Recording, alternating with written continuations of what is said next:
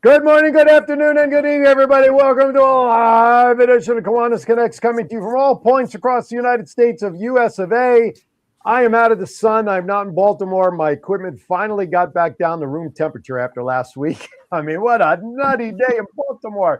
Thank you for joining us today. Now, listen, everybody, this show is going to be a little different than the norm. Yes, you see my co-host, wait, wrong way, Doc Val, right over here. I know I went the wrong way out of habit. So she is here, there, and everywhere. But she's not here because she is not co-hosting today's show. That is where this guy down here, John Stiles, is going to be the fill-in co-host of the Kiwanis Connects show, relatively newly minted member of the K family. And so today, if you saw the post, today is all about Doc Val, the Kiwanis International Trustee candidate. Kiwanis Connects has done a great job in providing a platform really for all the candidates. And then, you know what? Hey, I'm going to say this very biased and unabashed. We've saved the best for last. So today, she's in the spotlight as the guest. She's not co-hosting.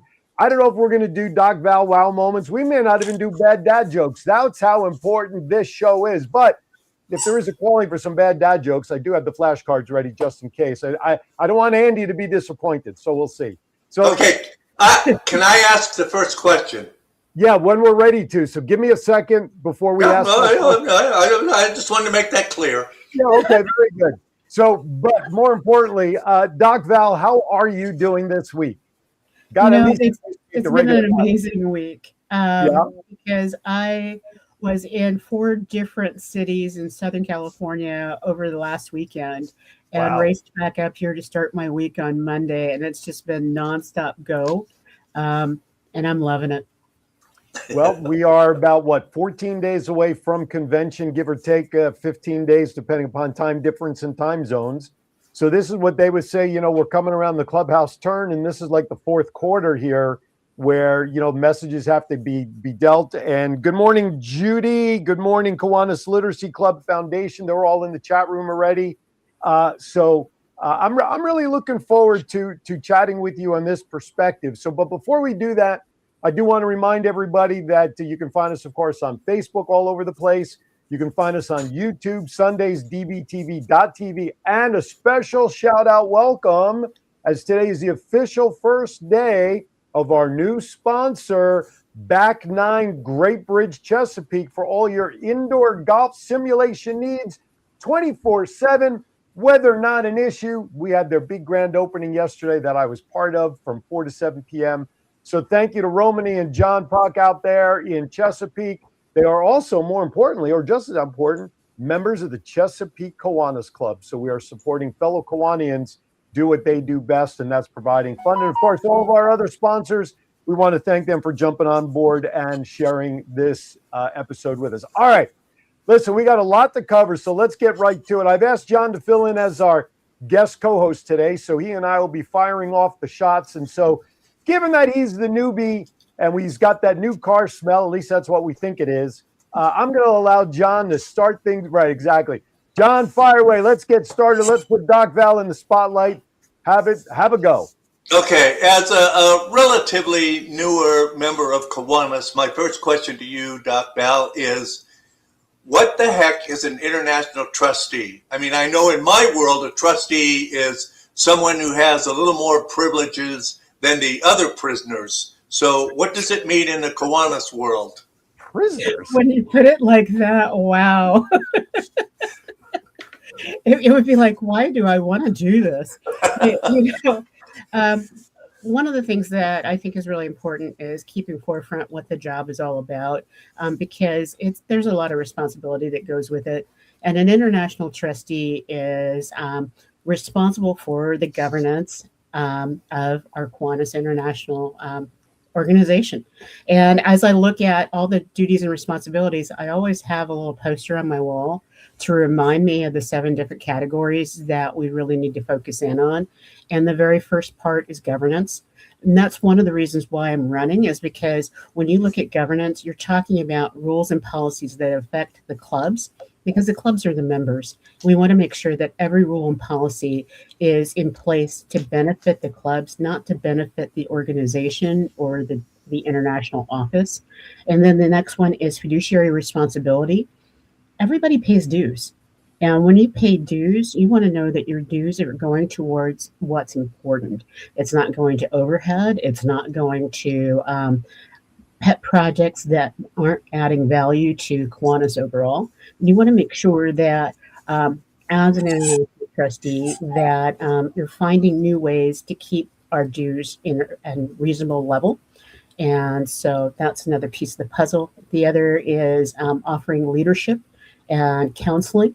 Each one of us is assigned multiple districts that we counsel. And so we partner with governors and help them so that they're successful. That's why you have to be a governor before you can run for international trustee, because you have to have been in those shoes and to walk the walk. And so hopefully we'll talk a little bit more about when I was governor and how that has prepared me to move forward.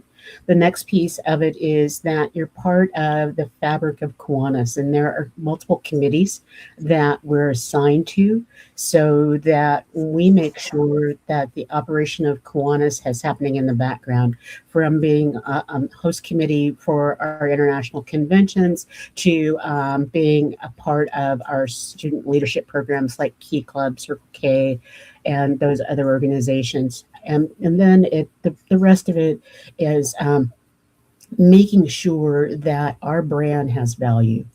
And so all those pieces play into being an international trustee. And there's a lot of fun that goes in with it. So I'm not sure if fun is included as privilege, but I'm looking forward to it. There's a comment there on the screen, a question actually from our good friend Judy out there in Bakersfield. And I haven't even gone through the details of your career and how you got started because we just jumped right in. Judy asks, you've had quite a career in Kiwanis. Why international trustee and why now? Wow. Why now is where I'm going to start, is because we're at a point in Kiwanis where technology and innovation are moving so quickly, and Kiwanis needs to get on the ball and be able to move forward in a way that's cost effective and how we do things. And that's one of my strengths. If anybody has seen any information out there, they'll see that I have this moniker. It's called Smile. And right in the middle of my smile is the I for innovation. And so that's right now. They weren't ready for me a couple years ago because I'm kind of bleeding edge on technology. That's why we started this show, which has met a lot of needs. But that innovation is needed now, and I am a leader in the field, both in professionally and within Kiwanis for those kind of innovations. My background is in organizational development policy studies. I have a doctorate. I actually stayed in school way too long to make sure that I could help organizations develop their policy and states develop laws that protect children and our communities. Mm-hmm. And so I'm prepared to be able to move forward. I jump right in.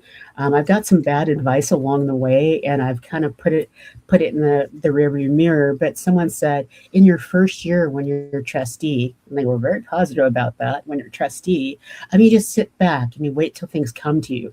And then in the second year, you can get really involved. And in the third year, you set yourself up so you can run for international vice president. Yeah, no, that's not how this operates. Yeah, I don't see you doing that.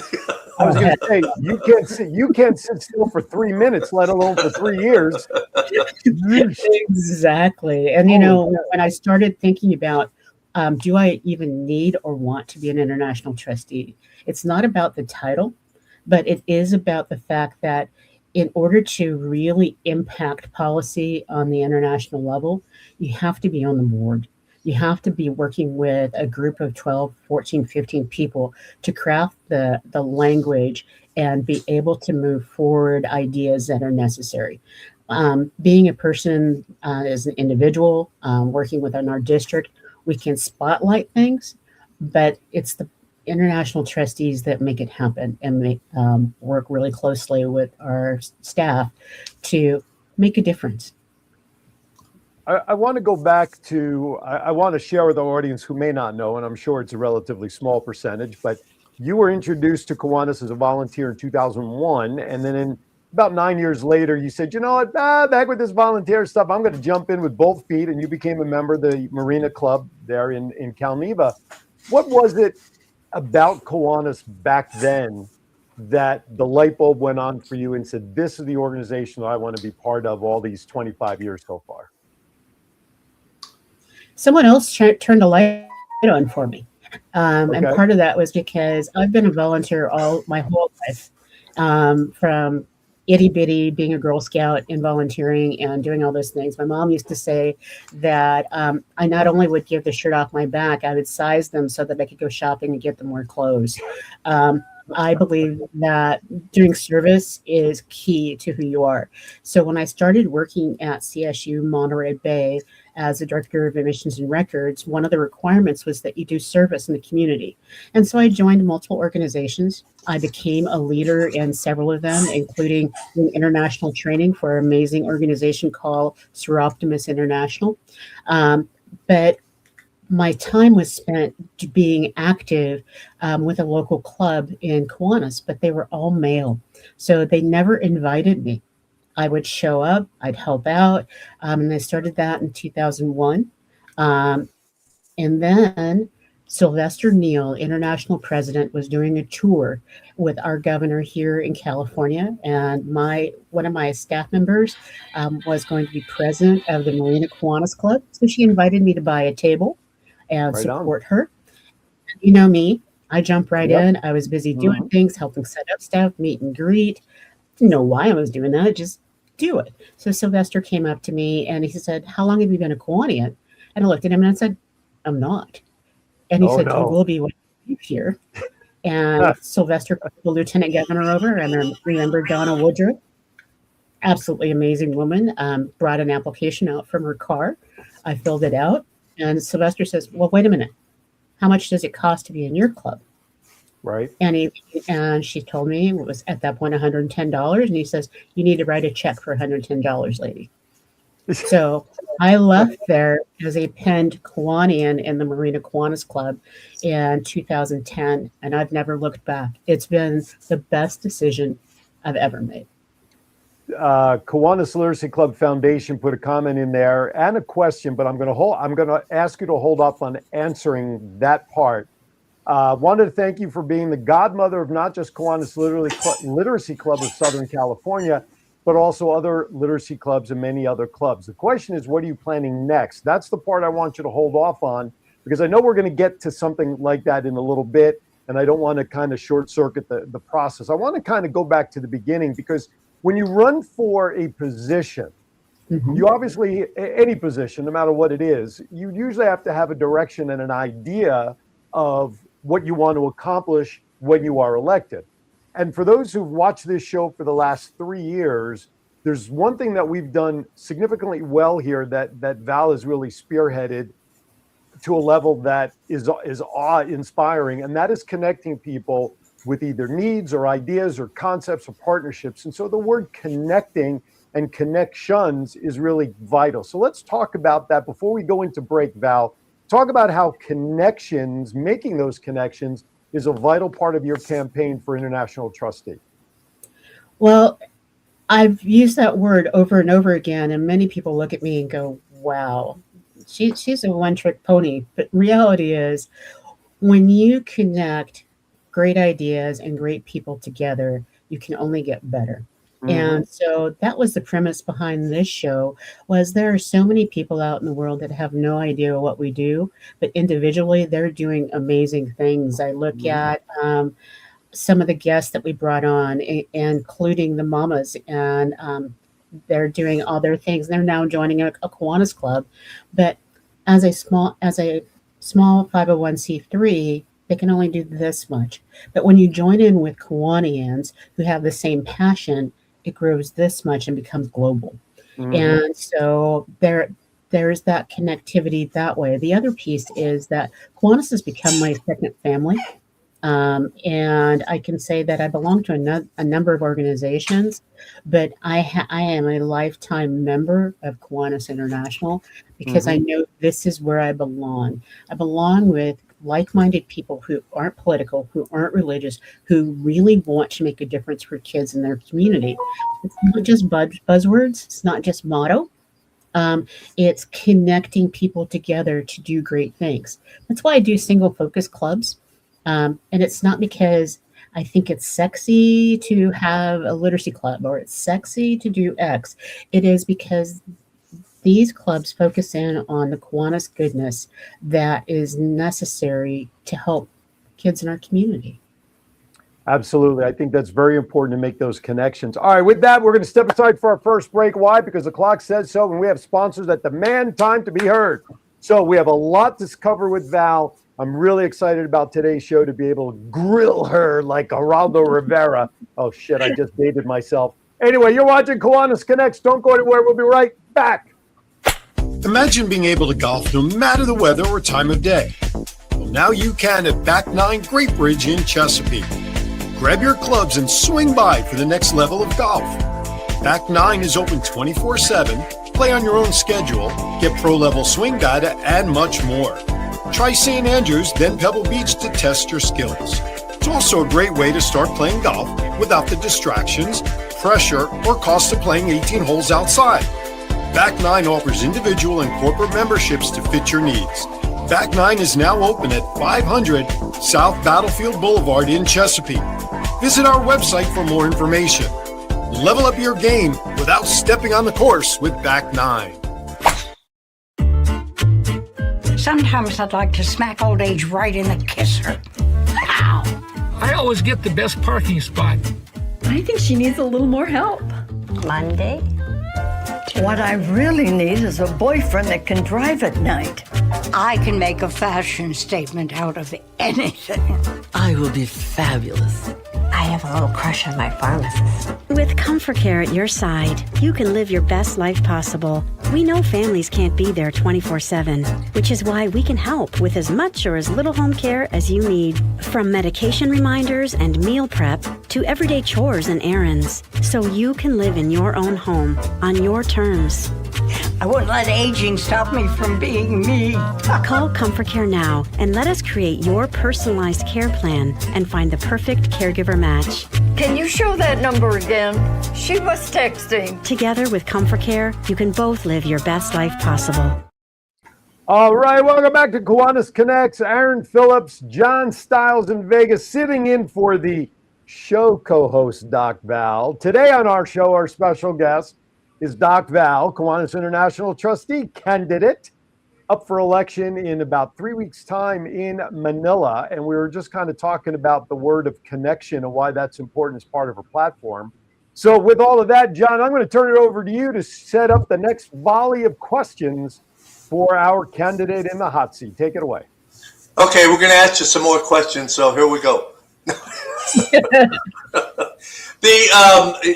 From my experience with you, Val, and since we met and we started doing Kiwanis Connects together, your passion for Kiwanis has always been so obvious it smacks you upside the head when you walk in the room.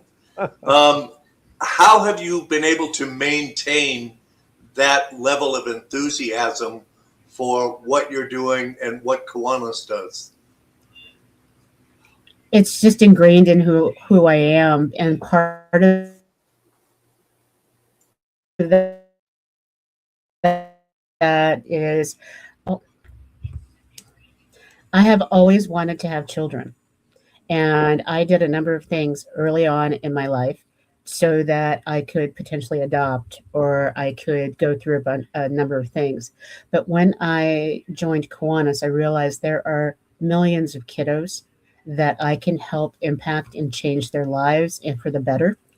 And I didn't have to do it personally, but if I modeled what was going on, I found some great people to get and put them together that they could really do the magic that's necessary. And so I will drive up to 80,000 miles in a year if people ask me to show up. And the reason is because I retired to do this. I retired to be a full-time Kiwanian volunteer because my skills can help someone else do what they do. Valarie alone can do 100 hours of service in any given time. But if I can find 15, 25, 40 people who are each doing 100 hours of service, wow. That's what keeps me going, keeps me motivated. Absolutely. Absolutely. You know, I was just looking at the notes for today's show, and you obviously you say you're busy, but to sit there and calculate that we have had on this show since its inception in 2022 over 5 million views of our show. Were you up late one night just sitting there counting all the shows? 5 million views of this show over the years that we've done that. That's incredible. But speaking of Aaron, it's the innovation and technology. Our friend Doug Chadwick taught me about Chat GPT, his brother. Yeah. And actually, I had handwritten out show by show how many views we had. Okay. And then I scanned it and it added it all together. And I was like, wow. But it still took a lot of time to go through all the shows to write down just the view numbers. And that's crazy. But let's talk about the importance of those connections. You kind of alluded to it in your explanation of the connection, but how those connections are important to communities, right? Communities start small within the community that a club services, but the reality is we always talk about Kiwanis community on the much larger level. And this is a fascinating stat that since 2015, we're talking 11 years, right? My math is still good. You've started over 70 new clubs, right? Is that number right? Started, right? 70 clubs over 11 years. That's about 6.7 clubs per year. I don't know that I know 70 friends over 62 years that I'm on this planet, for crying out loud. But one of the unique things about some of those clubs, and you touched on this early, is the specialized type of clubs. Of course, with the Special Games Club, the Kiwanis Literacy Clubs, the new club there in Virginia, the Mental Health Cares Club of Virginia, in Las Vegas, the V. So what was the shift in your mind from the traditional club membership to the specialized club that now is part of your equation of new club building? Well, it's about modernizing Kiwanis. And modernizing Kiwanis means going back to some traditions. In the old days, we used to start clubs because there was a need in the community and something very, very specific. And so when you look at pre-COVID, most of the Kiwanis clubs that are out there, they're busy 52 weeks out of the year. Mm-hmm. They're doing large-scale projects, small-scale projects, but they're very, very diverse within their community. And so if they drop just one of those projects, the community feels it. And so I shine a light on like Lakeside in San Diego area that literally will do 2 and 3 service projects in a weekend. They've become so essential, but many of the members are just so busy that they don't get to focus in on their passion. And so going in, I thought, when we're starting a brand new club, what's the biggest need and what's the biggest passion that people have, and bring them together. And that helps you connect to Kiwanis in a long-term range. And it doesn't mean that that's where you get stuck and stay. It just means that you focus in on literacy. You make sure that every child in your community has a brand new book every month. That's the Salinas Literacy Club. They have adopted all first graders in all of Salinas, California. Absolutely huge. They brought in Taylor Farms, which is one of our major contractors in the ag world, because with Taylor Farms, literacy is so important. And so they've added in all of this amazing resources. And when you go single focus, you get outside resources. And as one of my buddies, Gary Jander, says, other people's money makes the world go round. And when you can do a single focus club, you have the opportunity to raise funds that normally would not come to Kiwanis. It's that simple. And with like the STAR Club, which is sex trafficking awareness and resources, our schools are mandated to teach kids about how to be safe online and how to take care of themselves, but there's no funding behind it. And so when we put together the STAR Club, we were able to tap into the FBI and into Thorn International and to 3 Strands, which are conglomerates from international fame, and they have helped with resources that really will make an impact globally. But if we were a traditional Kiwanis club, we're going to be really, really busy with a key club and a builders club, and you can't get that boom. Yeah, the specialized club really takes that community needs analysis and Mhm. really hones down on that bullseye right in the middle of the target of even more specific need within that community. So I think, the sex trafficking club that you just referenced, when we got involved with helping to promote that a couple of years ago, that was really the first time for me hearing about a specialized Kiwanis club being formed. So it really is a great avenue to expand Kiwanis and really hone down the need. John, I'm going to turn it to you for a question, sir. 4 questions or for a question? FOR, FOR, FORE. I'm in a golfing state of mind. FORE. Well, if you're going to be in a golfing state of mind, you can do that indoors now. That's right, regardless of weather. So what is a typical day like in International Trustees Day? I mean, as far as it relates to Kiwanis.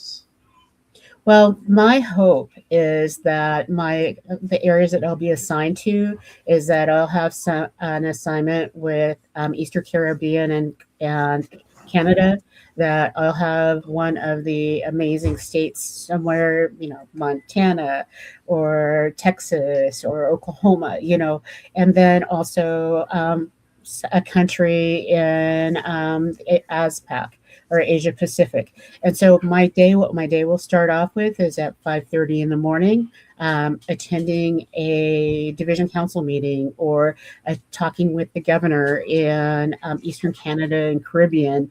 And that's a 5:30 thing because of the time difference. And then being able to do what I do, my work, because I'm not going to stop serving within my clubs and communities. I belong to a lot of clubs, so I need to get my service hours in. And then with being able to attend something within a general range of 5 p.m. And then 9 p.m. I'm attending something that's happening in Asia Pacific because of the different time zones. And that means that I book in my day with Kiwanis and being able to do counseling while also doing service. The reality is I'm retired, so I can do that. But the average Kiwanian, it doesn't take a lot of effort to do what we do on the international level. But I think that I always do that little bit of extra, which is making sure that I make myself available. Well, it's what you just said before you said that last statement. To me, it's a matter of how much you want to do in the role that you are in. Okay, so, people can, like I said, can sit back and wait for stuff to come. Or you can just not be a bull in a china shop, but do what you do to provide the support that the position calls for. And I think that always varies. It's like what you get out of it is what you put into it. And I think that says a lot for the position. Judy says, as your friend, I want to ask this question. You do such a good job of taking care of all of us. How will you take care of yourself when you are a trustee, and how will you find balance? I think that's a great question, because if you don't find balance, you get burned out. You get burned out, you can't do your job. So that's a great question. Thank you, Judy. Thank you, Judy. And one of the things that I'm always struggling with is how to take time out for myself. And I know that my whole team keeps telling me sleep, sleep, sleep. And I get nervous because I'm like, I'm missing something. I have the same thing my grandson has, which is fear of missing out. And so part of the balance that I'm looking forward to with being international trustee is first off, trusting my home clubs that they'll ask me to be involved, but they won't ask me to lead all the things that I do. I belong to 12 clubs across the globe. And so I lead in each one of those clubs on a different level. And so knowing that I need to be a member and step back and be a part of that will add a little bit of security for me. My home club has already started doing some of those things. And it's weird to be just a member. But I like it. And then the other part, Judy, is because of the technology, I won't be flying around the globe on a regular basis. I will actually make sure that I show up when people really want me to be there, not just showing up when there are 4 or 5 people present, because that's something that you can do on Zoom. That's something that you can do on the phone, and so I think my mileage is going to go down. State Farm is not going to make as much money out of me. That's for No, sure. no, but Andy will be very happy. Oh, I, he's thrilled. I want to jump in here because I think that was an interesting question that she asked. However, my observation has always been that you are not taking away from what you are or where you are to do what you do. Yeah. By doing what you do, that is who you are, and that is where you live, and that is taking care of yourself. I mean, I understand that I have the same problem with the station. It's not work. It's not something that's extra. It's something that this is what I want to do. This is what I enjoy. So I'm not missing anything. And I think that's the same. I think that's the same with you. Oh, it so is. And one of the things that, if you've met me, then you know that I'm a hugger.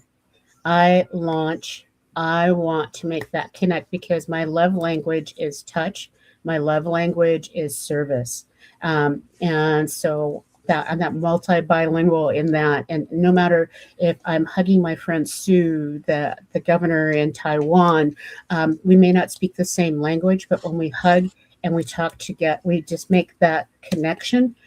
Wow. And so I love traveling and going to places and doing presentations and interacting with people.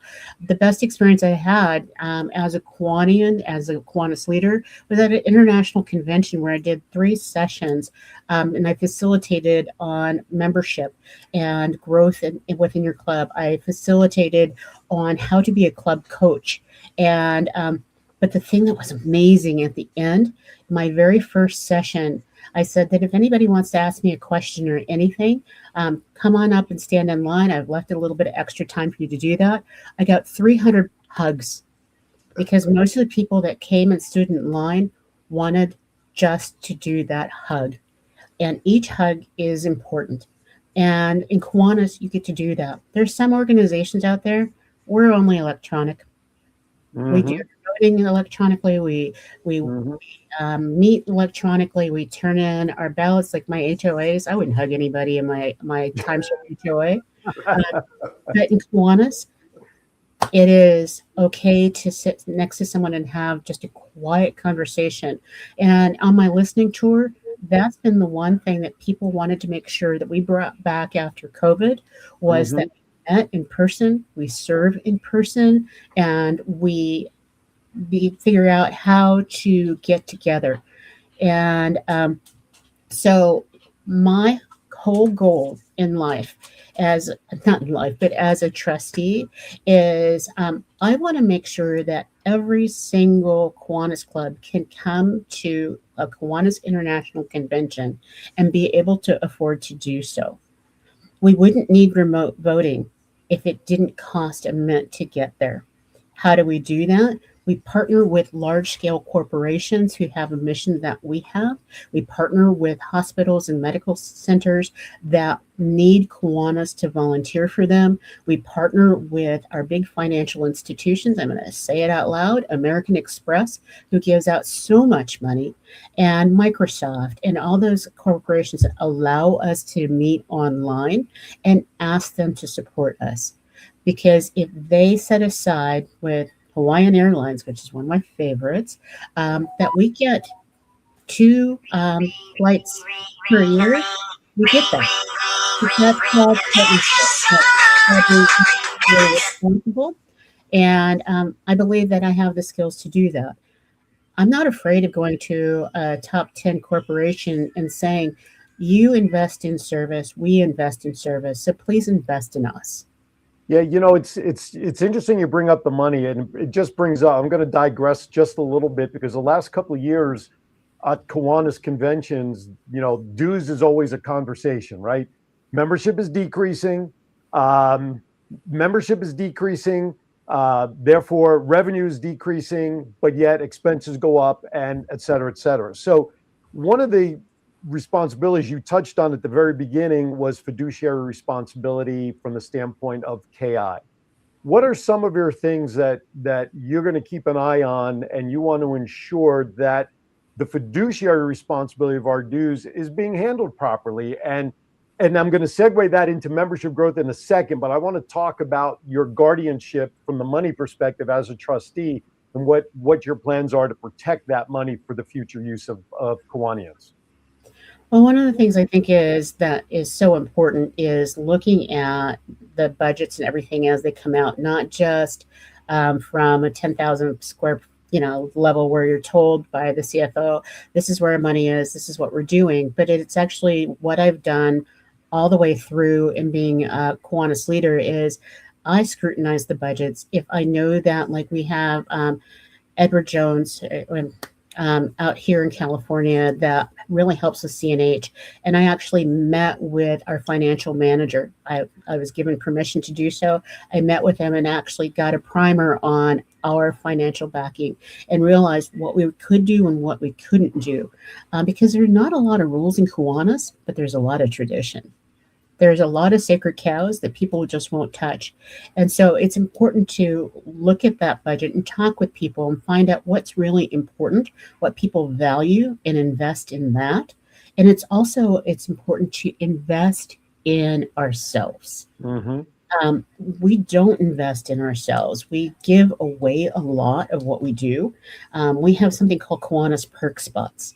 And I look at the bottom line in Kiwanis International to see how much money those corporations and businesses are giving us. Mm-hmm. And I'm going to do a shout out to HelloFresh. Almost every single key clubber in the world does pet toys and pet adoptions and reading to dogs. So HelloFresh. Pay for t-shirts for all of our 250,000 kiddos. They're a good partner. Don't just pay $10,000 a year and say we did good. Right. Invest in Kiwanians because we are your long-term folks. A trustee can help set the pace in doing that. Financial fiduciary, the whole financial circle. My goodness, our dues shouldn't ever have to go up again, because of all the folks that we have in Kiwanis. If you think about how much money is in the California, Nevada, Hawaii district, think about it. Yeah. We have clubs with foundations that have $2 and $3 million in their 501c3s. How did they get that? Well, the only way we're going to find out is by bringing those kinds of clubs together and saying, we need a think tank on how to apply the concepts that you're doing to Kiwanis. We give out scholarships on our foundation, International Children's Fund Foundation level, but they're only a percentage of what one club does in Alabama. Mm-hmm. We need to be looking at our membership and our membership strengths, asking our different members, because they put down their occupations. What do we do with that data? Sure. Data Geek, who adds up all the numbers, says put together subcommittees that are part of what we do and get them involved. Yeah, so I'm glad you kind of talked about the membership side. I want to step aside for our final break of the show because I want to come back around. Whether you're a club president, lieutenant governor, okay, there's always one thing that every administrative year is asked of each of those leaders, and that is, of course, increased membership. But we always tend to forget about previous members, right? Or clubs that are struggling. How do we bring them back to strength? That's also part of membership. We're going to talk about that on the other side of the break because I think that's very important to talk about a program that you started back in 2017, and the results of that has also helped with the numbers of Kiwanians. You're watching Kiwanis Connects. Don't go anywhere. A lot more with Doc Val, the candidate for international trustee, right after this. Hey, everybody. Aaron Phillips here from the Kiwanis Connect show. Are you trying to recruit for new members? Do you have a huge event coming up that maybe is your biggest fundraiser of the year? But you need to do something different to let people know that it's happening. The same old gives you the same old routine and results. Well, we've got an idea for you. The Kiwanis Connects show offers the opportunity to have customized commercials created to help your club get your message out. And you know what? One of the extra wonderful points of this opportunity is we provide it as a fundraising opportunity. For every $50 donation for the commercial goes to the Rose Float Kiwanis Club. That's right. The very same rose float that we see on television every New Year's that represents Kiwanis International will now be supported by these Kiwanis Connects commercials. So, if you want more information and get involved, just drop us an email at kiwanisconnectsinfo@gmail.com. That's kiwanisconnectsinfo@gmail.com. Get your 30, 60, or 90-second customized commercial today, and let's help the Rose Float Kiwanis Club continue to plant its seeds for success. Sometimes I'd like to smack old age right in the kisser. Ow! I always get the best parking spot. I think she needs a little more help. Monday? What I really need is a boyfriend that can drive at night. I can make a fashion statement out of anything. I will be fabulous. I have a little crush on my pharmacist. With Comfort Care at your side, you can live your best life possible. We know families can't be there 24/7, which is why we can help with as much or as little home care as you need. From medication reminders and meal prep to everyday chores and errands, so you can live in your own home on your terms. I wouldn't let aging stop me from being me. Call Comfort Care now and let us create your personalized care plan and find the perfect caregiver match. Can you show that number again? She was texting. Together with Comfort Care, you can both live your best life possible. Imagine being able to golf no matter the weather or time of day. Well, now you can at Back 9 Great Bridge in Chesapeake. Grab your clubs and swing by for the next level of golf. Back 9 is open 24/7, play on your own schedule, get pro-level swing data, and much more. Try St. Andrews, then Pebble Beach to test your skills. It's also a great way to start playing golf without the distractions, pressure, or cost of playing 18 holes outside. Back 9 offers individual and corporate memberships to fit your needs. Back 9 is now open at 500 South Battlefield Boulevard in Chesapeake. Visit our website for more information. Level up your game without stepping on the course with Back 9. All right, welcome back to Kiwanis Connects. Aaron Phillips here, special guest host. With me today is John JPEG Styles. Why? Because we have Doc Val, not the show co-host today. She's in the hot seat as a guest, our Kiwanis International Trustee, running in Manila in all of about 15 days from today. She will be, we'll all be casting votes for International Trustee Doc Val. John, you were going to make a point, sir. I was going to ask a question. All right, go for it. How do we vote? Wow. And that's the big deal. You have to be present to vote. And so registration. You have to be present. You have to be present in Manila. In Manila. And so as a delegate, each club gets 2 delegates. And so it's actually in our bylaws that our international bylaws that all clubs are supposed to go to an international convention at least once every 2 years. And we're not seeing that right now. And in Manila, there are less than 350 delegates for Western Canada and domestic United States. And so those folks are going to be the ones that get to choose the international trustees. And one of the things that we don't talk about very often is that because of the way our rules are set up, you can't just vote for me. You have to vote for 3 candidates because there are 3 slots available. And so that's why we brought on other candidates to come talk to us about what's going on. And I wanted to make sure that I sat as a supporter of each and every one of them that chose to come on the show, because you have to vote for 3. Otherwise, your ballot is invalid. So can they vote for you 3 times? Would that count? No. Is that one of the first things that you're going to change as a member who has responsibilities that can't just up and go to, I mean, if the convention's here, I could probably make it. But isn't that kind of like taxation without representation? Actually, that's been a part of the whole Kiwanis deal, is that when you become a club, that you make a commitment as a club to support at least one person going to international convention and voting. Okay. That's part of the bylaws of what we set up. And I think that that's part of the fiduciary responsibility of the board of trustees, is as they're picking sites in the future, they need to make sure that they're financially reachable, even though we'll have inflation and all those factors.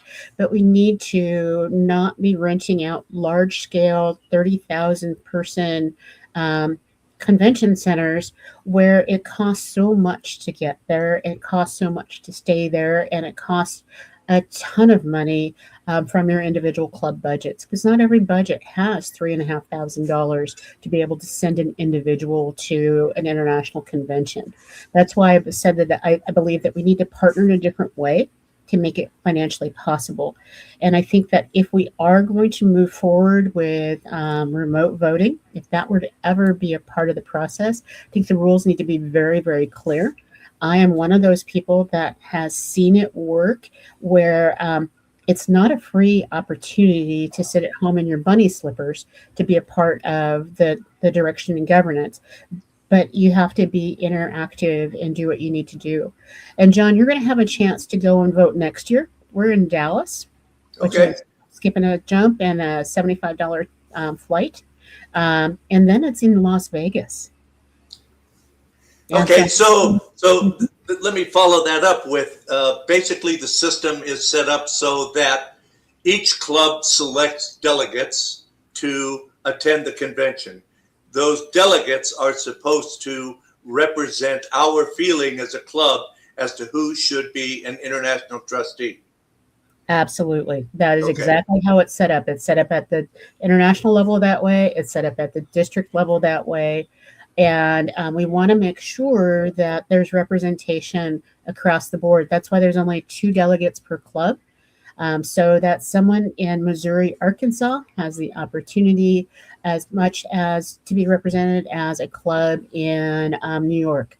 And so one of the things that I find so valuable is the education part of going to an international conference. I have met so many amazing people that I have connected with. That's why I helped start a club in the Philippine Luzon district, because I met a whole contingent of people from the Philippines dozens of years ago. And wow, we realized that there are 3 orphanages that needed Kiwanis support. And I had a resource with the Kiwanis Literacy Club, and we've been supplying books to those orphanages, and we're going to be supplying more books to those orphanages at Kiwanis International Convention in Manila.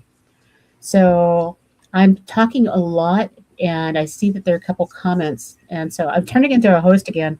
Yeah, that's okay. I want you to share your thoughts. So this is Judy's comment. I wanted John to put it up. There's no question in there, but it's her feelings about how you've inspired her in the short time that you guys have officially worked together, known each other. She says you embody all that Kiwanis is about: relationships. Working from relationships, you get new members, you serve well, and you lead well. You do all of that. Thank you, Judy. I want to kind of go back to what I talked about before the break. We talk about membership, right? Mm-hmm. As someone who's been in clubs, who's left clubs, who has sat dormant for a while because of situations, given my resume, not one club at any real point in time ever came back to me and said, hey, are you alive? What happened? Why'd you leave? Why'd you do blah, blah, blah? We're talking about revitalization. That's always something that every person within Kiwanis is tasked with as part of building Kiwanis and bringing in membership.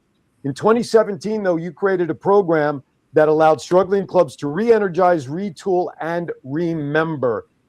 You've re-strengthened 24 clubs that are still going strong today.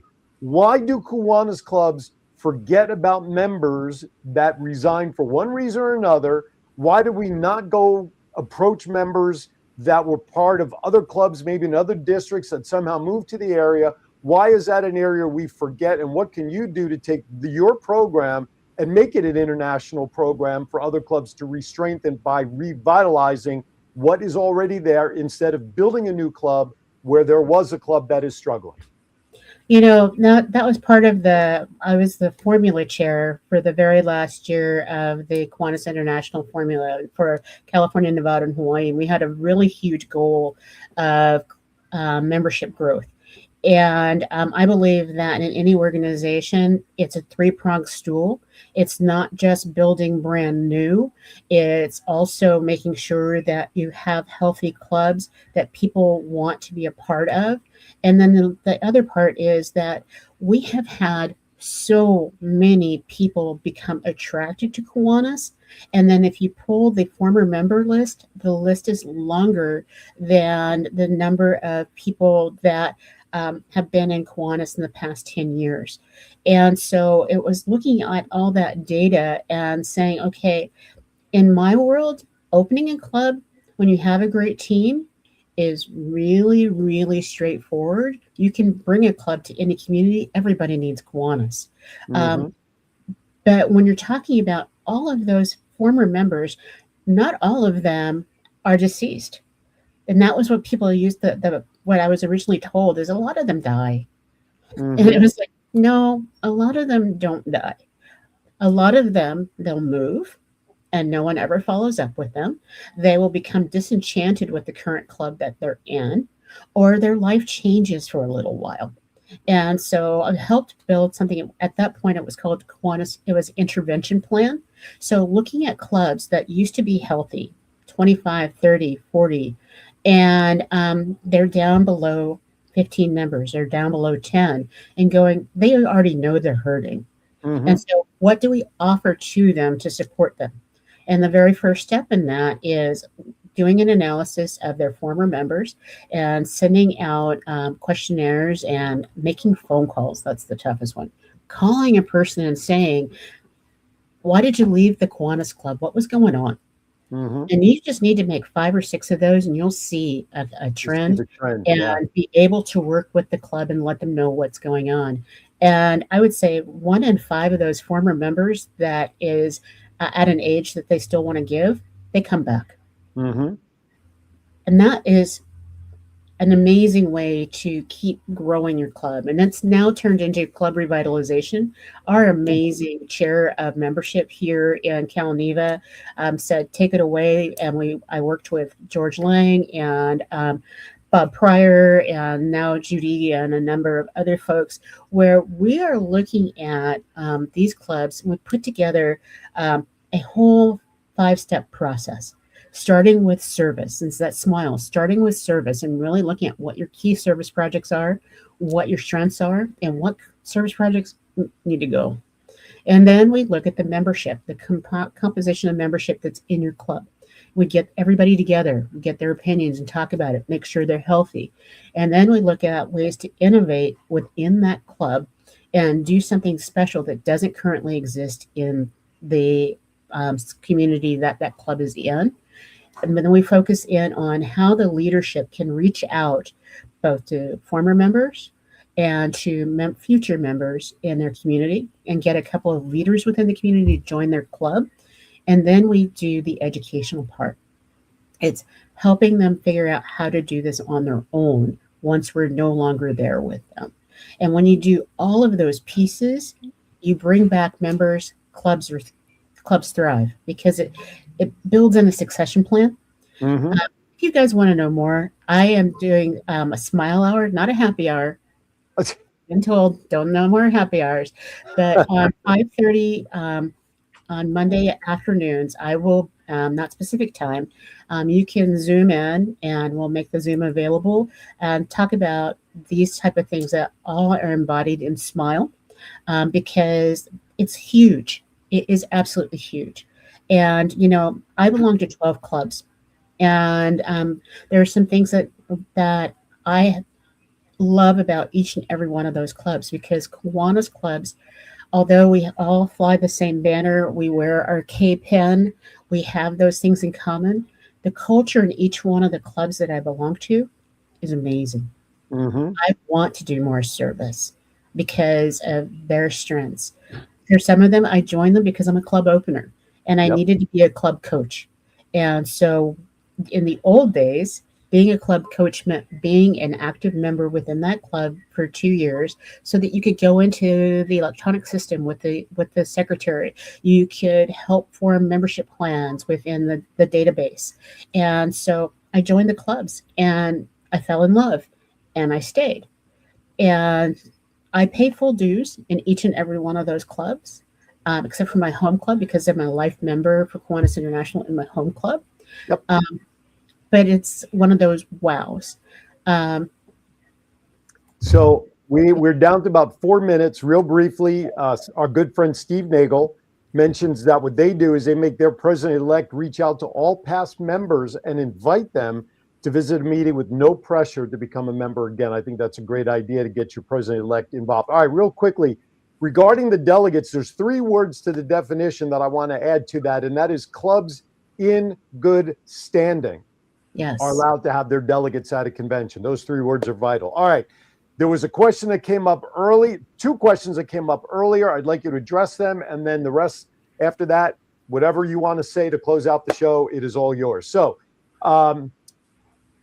area of coverage. You mentioned areas as examples that as a trustee, blah, blah, blah. How is a trustee assigned their area? That's all up to the Kiwanis International president and the leadership, going where the strengths are of the current trustees that will be rolling into their next year. And so they're all assigned different locations. And then at the election, there are 3 sets of areas that are left for the newbies. And so the person in first place, I think, gets their best choice talking with our international president, who's going to be Hope Marks. Yeah. And then it's second and third. Okay. And so I've been putting out in the positive energy and vibes that I will be a counselor and coach anywhere in the world. And that's because I love Kiwanis, and I want to learn more about places and Kiwanians that I haven't met yet. I want you to answer this last question that was asked early as you wrap up and give your final salvo. What's next? Very simple. That was the question that came in at the tail end of that comment early on. What's next for you? Tie that answer into whatever comments you want to make in the next 2 minutes before we sign off. It's all yours. If you know me, you know me. I'm really I try to be as humble a human being as humanly possible. And so what's next for me is doing everything I possibly can so that people know that voting for me is not just a one-time deal and then I just kind of disappear, but that I can continue to contribute to Kiwanis in any way humanly possible. And knowing who asked the question, the what's next is I will serve in Kiwanis in any and every capacity as long as I am welcome and as long as I can help contribute. If I ever become a person that is a naysayer or says, oh, we used to do that, that's how we do it. I want someone to pull the hook and say, Val, you're no longer the leader that we need, because a leader in Kiwanis needs to be innovative. They need to be flexible. They need to be responsive, and they need to listen. And I believe I bring all those skills to the table. And I look forward to being collaborative with the other trustees. Some of my closest Kiwanis buddies are part of the executive board, and some of my mentors are part of the leadership team. And so none of them can second me because they are so amazing. So I look forward to being collaborative with an Amy Zimmerman. I look forward to sitting side by side with Tim Shepard to talk more about how we can make sure that every child is safe. Being able to work with those folks that are on there and following the direction and lead of Hope Marks and then Kathy Sturmansky and then whomever from Asia Pacific wins the Vice President International. Those 3 will be my international presidents. So right on. Talk about a collaborative effort. Talk about connecting, right? Gotta love it. All right. We are out of time, literally and figuratively. I want to thank our guest today, Dr. Valarie Brown-Klingelhoefer. She is the International Trustee candidate for Kiwanis International. I have it on good authority that my co-host Doc Val will be back on the show next Friday. By the way, are we doing a show when you're in Manila? Yes, we are. All right, there you go. So we need to mark that on the calendar, John, that we're going to have to calculate time zones and internet charges and all sorts of stuff. So, all right, everybody. John, any closing thoughts as we say goodbye? John, take yourself off mute, John. Take yourself off mute, John. Right? Yeah, exactly. I got you. I said I'm gathering my thoughts. Okay, well, gather them quickly. Okay. Val, and you are one of the reasons that I am a member of Kiwanis. You did not let me weasel out. And I just want to thank you for that. There you have it. And as my friend Dave Arnold says, I have this habit, which is called voluntold, not voluntary, but voluntold, because I see so much in people like you, John, and I know that Kiwanis is a better organization because of you. And when I reach out and ask people to join Kiwanis, I don't ask everybody. I've sat in planes by people I'm going, not a good Kiwanian material. And then I've sat in planes where I have literally recruited 4 or 5 people in one flight where it's like, they are special. They offer so much. And I want to make sure that kids in our communities have the opportunity to have a Kiwanian in their life.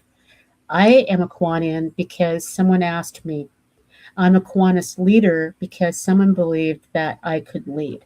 And I want to be international trustee because I want to make it possible that when we build a key club, when we build a builders club, and we build a Circle K or an action club, that they stay in the Kiwanis family forever.